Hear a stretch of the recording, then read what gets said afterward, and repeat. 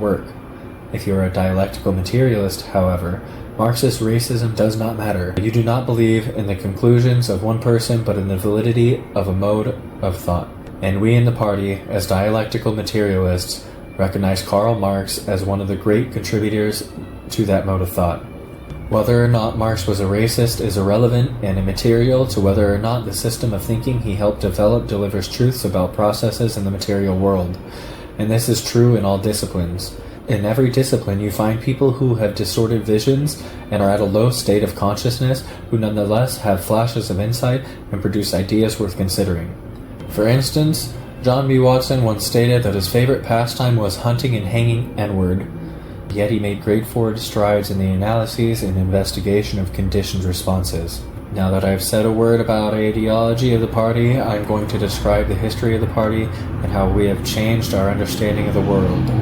When we started, in October 1966, we were what one would call black nationalists. We realized the contradictions in society, the pressure on black people in particular, and we saw that most people in the past had solved some of their problems by forming into nations.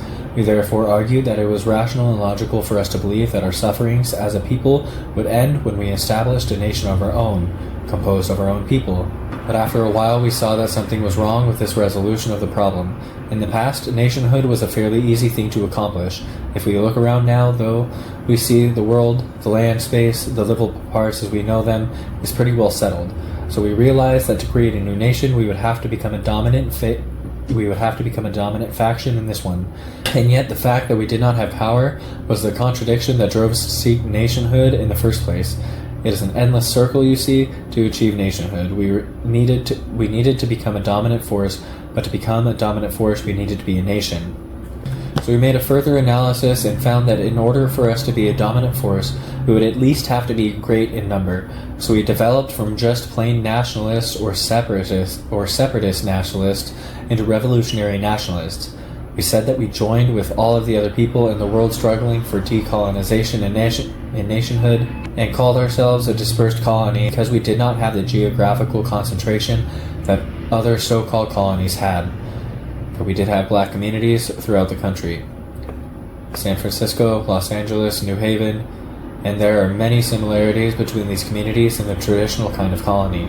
We also thought if we allied with those other colonies, we would have a greater number, a greater chance, a greater force, and that is what we needed, of course, because only force kept us a colonized people.